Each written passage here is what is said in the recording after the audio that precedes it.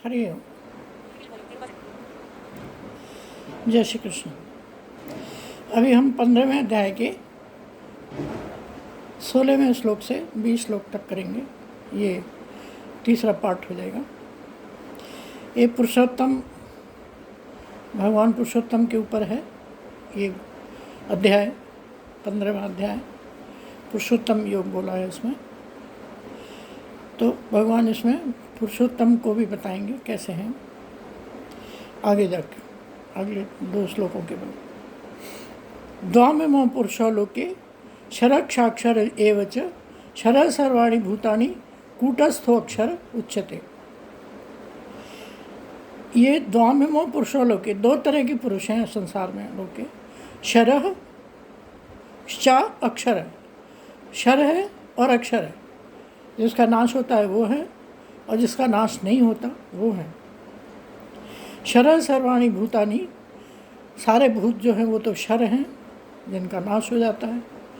कूटस्थो अक्षर उच्यते, लेकिन जीवात्मा जो है उसका नाश नहीं होता। इस संसार में नाशवान और अविनाशी भी 2 प्रकार के पुरुष हैं। एक क्षर है जिसका नाश हो जाता है, एक अक्षर है जिसका नाश नहीं होता।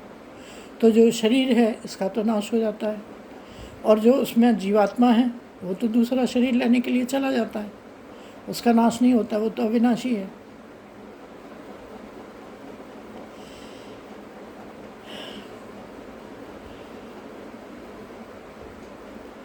उत्तमः पुरुषत्वन्यः परमात्मेति उदाहृतः यो लोकत्रयमाविश्य बिभर्त्यव्यय ईश्वर। अब क्षर अक्षर के बारे में तो बता दिया उन्होंने, जो शरीर में जो क्षर है और अक्षर है। अब बताएंगे आगे इन दोनों से उत्तम एक और है, अन्य एक और है। वो कौन सा है? जो तीनों लोकों में प्रवेश करके सबका धारण पोषण करता है। जो सारे शरीरों, जो सबका धारण पोषण जिनको पालता है और धारण करता है, वो एक अलग ही है। एवं अविनाशी परमेश्वर परमात्मा इस प्रकार से कहा जाता है।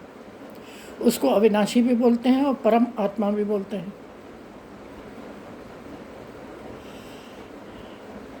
उत्तमः पुरुषत्वन्य है।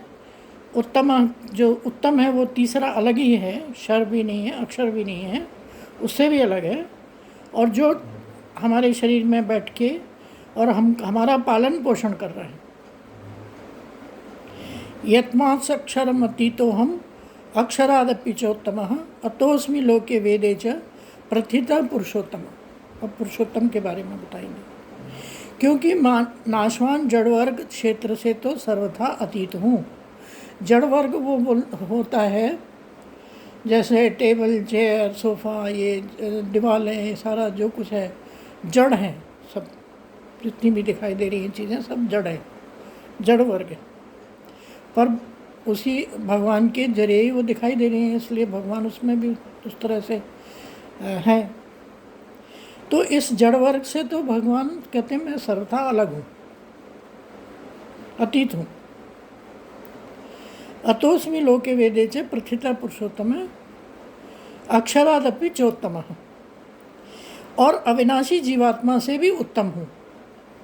उन्होंने बताया ना, एक तो क्षर है जिसका नाश हो जाता है, एक अक्षर है जो जीवात्मा है वो दूसरा जन्म ले लेता है, और इससे भी अलग जो भगवान ने बताया। तो मैं जीवात्मा से भी उत्तम हूँ, वो जो जीवात्मा है उससे भी उत्तम हूँ। इसलिए लोक में और वेद में भी मुझे पुरुषोत्तम नाम से प्रसिद्ध हूँ।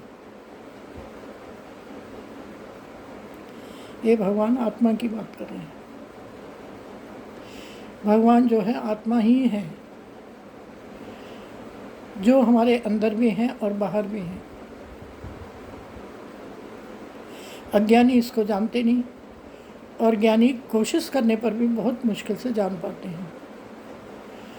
तो ये भगवान इसके बारे में बात कर रहे हैं कि जो, क्योंकि नाशवान जड़ वर्ग है, क्षेत्र है, वो तो उससे तो भगवान एकदम अतीत हैं।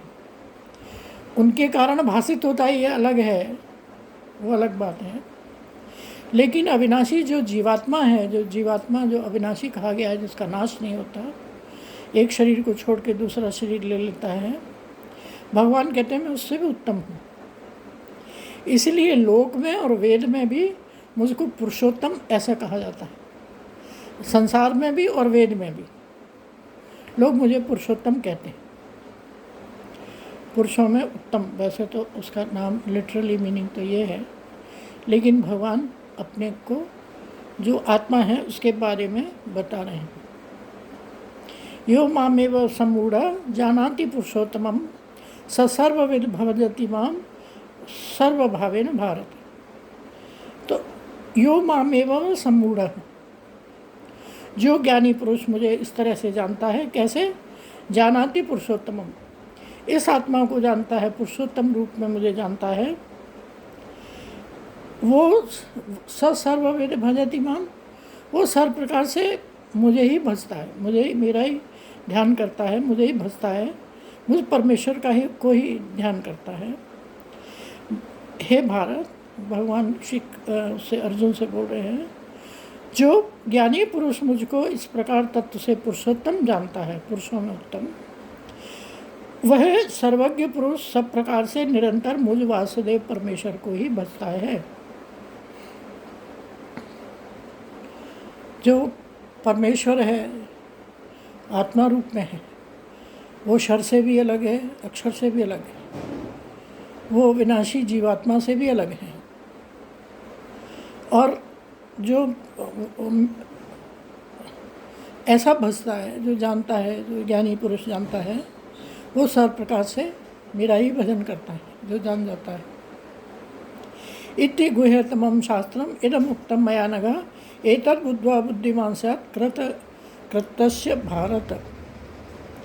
हे निष्पाप अर्जुन, इस प्रकार यह अति रहस्ययुक्त गोपनीय शास्त्र मेरे द्वारा कहा गया है, इसको तत्व से जानकर मनुष्य ज्ञानवान और कृतार्थ हो जाता है।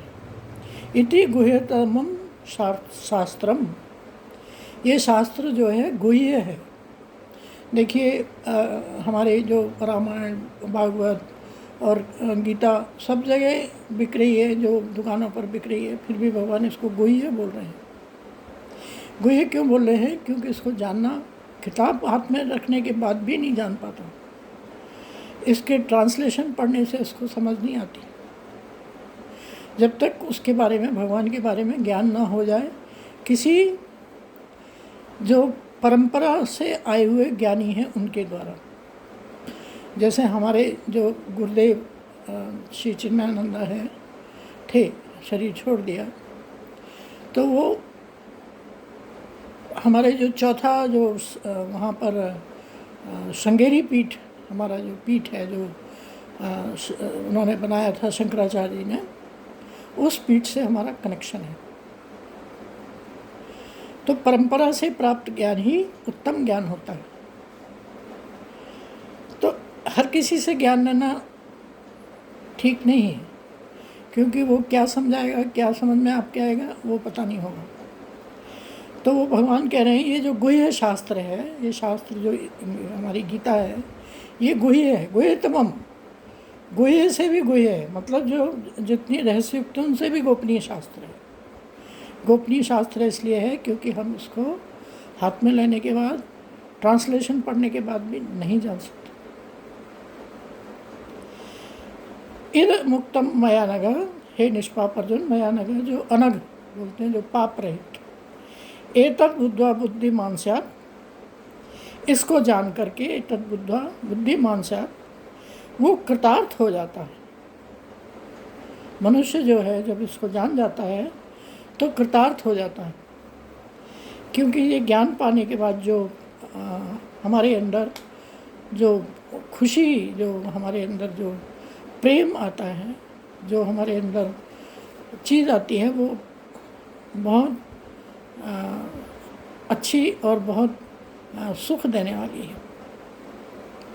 हे निष्पाप अर्जुन, इस प्रकार यह अति रहस्ययुक्त गोपनीय शास्त्र मेरे द्वारा कहा गया है, इसको तत्व से जानकर मनुष्य ज्ञानवान और कृतार्थ हो जाता है। ओम तत्सत इति श्रीमद्भगवद्गीतासु उपनिषत्सु ब्रह्म विद्यायां योग शास्त्रे श्री कृष्णार्जुन संवादे पुरुषोत्तम योगो नाम 15वां अध्याय है। ये 15 मतलब 15वां अध्याय है। पुरुषोत्तम योग इसको बोलते हैं, जिसमें पुरुषोत्तम का ज्ञान कराया है। और ये जो है कृष्ण और अर्जुन के बीच में संवाद के रूप में है, उसका ये मतलब। और तत्सत हम हर अध्याय को भगवान को अर्पण कर देते हैं, क्योंकि हमको कोई भी चीज़ उनको ही अर्पण करनी चाहिए, भगवान को। ओम तत्सत।